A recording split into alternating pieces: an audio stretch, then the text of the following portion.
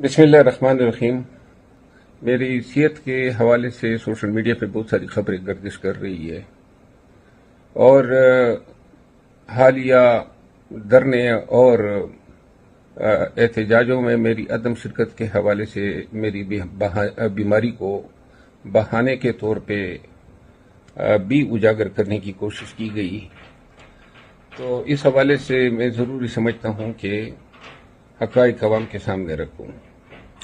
میں نے ہمیشہ خان کی رہائی کے لیے اور پاکستان میں جمہوریت اور آئینی حکمرانی کی بالادستی کے لیے احتجاج کی اہمیت پر زور دیا ہے، اور مجھے شرمندگی ہے آپ سب سے کہ میری صحت نے اس وقت اجازت نہیں دی جب ورکرز نے اور پاکستانیوں نے ہمت باندھی، اور خدا کی قسم پاکستانیوں کی یہ ہمت دیکھنے کے لیے میری آنکھیں ترس گئی تھی۔ 9 مئی کے بعد جس طرح قوم کو ڈرایا گیا تھا، یہ ڈی چوک پہ دھرنے میں اور لاہور جلسے میں اور پنڈی کے جلسے میں جس طرح عوام نے جرأت کا مظاہرہ کیا، یہی وہ خواب تھا جو میں نے دیکھا تھا۔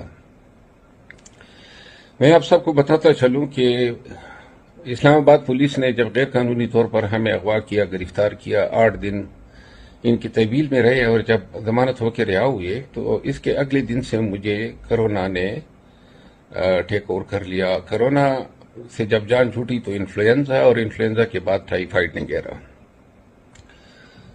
بہت ساری بیماریاں جو ہیں، اس سے نکاہت بھی ہوئی، وزن بھی کم ہوا، اور لیور فنکشن ٹیسٹ جو ہیں وہ بھی صحیح نہیں آیا۔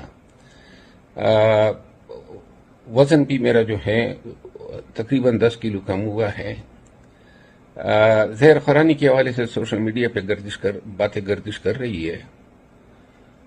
میں اس حوالے سے آپ سب کو بتاتا چلوں کہ جو بیماریاں مجھے لائق ہیں وہ میں نے آپ سب کو بتا دی، اور ان خبروں میں کوئی صداقت نہیں ہے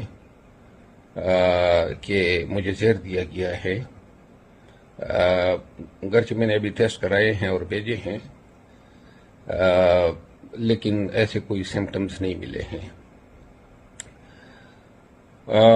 لیور فنکشن ٹیسٹ اور یہ بیماریاں جو ہیں ان سب نے جو ہے میرا حال خراب کیا ہے، اور ان حالات میں مجھے دعاؤں کی ضرورت ہے۔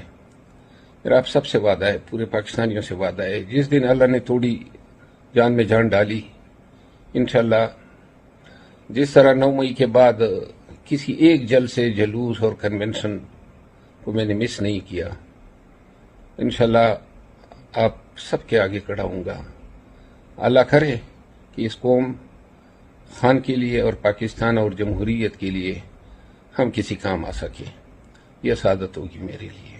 مجھے اپنی دعاؤں میں یاد کیجیے گا۔ بہت بہت شکریہ۔